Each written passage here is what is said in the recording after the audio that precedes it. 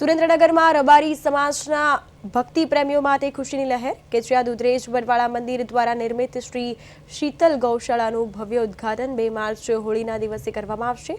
આ વિશેષ પ્રસંગે મહાયજ્ઞ, ગૌયાત્રા, ગૌશાળાનું લોકાર્પણ, ધર્મસભા, સન્માન સમારંભ, મહાપ્રસાદ, સાંસ્કૃતિક કાર્યક્રમ, સંતવાણી સહિતના અનેક ધાર્મિક કાર્યક્રમો યોજવામાં આવશે.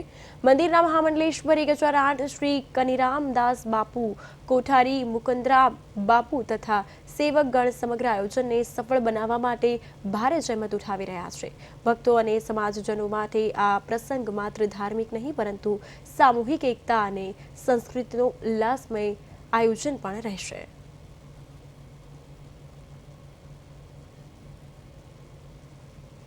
મહામંડલેશ્વર પૂજ્ય સદગુરુ ભગવાન કનીરામ બાપુની એક અતિ પ્રિય ગાય એટલે શીતલ નામની એક ગાય હતી.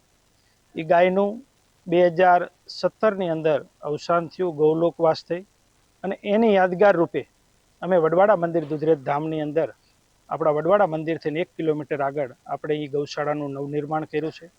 ગૌશાળાનું નિર્માણનો સાથે સાથે સનાતન ધર્મમાં જે ગૌનો મહિમા છે, ગૌ માતામાં 33 કરોડ દેવતાઓનો વાસ છે અને સનાતન ધર્મની અંદર ગૌ માતાને ખૂબ પૂજનીય તરીકે એને માનવામાં આવે છે. ત્યારે ગૌશાળાનો હેતુ એટલે હતો કે એની સાથે સાથે હોળી મહોત્સવની અંદર ખૂબ લોકો ભાવિક ભક્તો આવતા હોય છે, ત્યારે ગૌ મહિમા વધે, ગૌ પાલન વધે અને સાથે સાથે ધર્મ વધે, એના માટેનું જ્યારે આ રૂડું આયોજન કરવામાં આવ્યું છે. ત્યારે ગૌશાળાનું ઉદ્ઘાટન ફાગણ સુદ પૂનમના દિવસે તારીખ 2, 3 અને સોમવારના પવિત્ર દિવસે અમારા દ્વારકા જગતગુરુ શંકરાચાર્ય ભગવાનના પ્રતિનિધિ પધારવાના છે.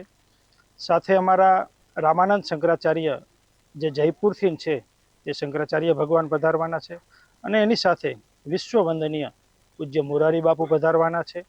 એની સાથે સૌરાષ્ટ્ર, ગુજરાત અને ઠેઠ રાજસ્થાન અને પંજાબ, હરિયાણા સુધી તમામ જે અમારા સંતો, મહંતો, મહામંડલેશ્વરો, લગભગ 250થી વધારે મહામંડલેશ્વરો સંતો પધારવાના.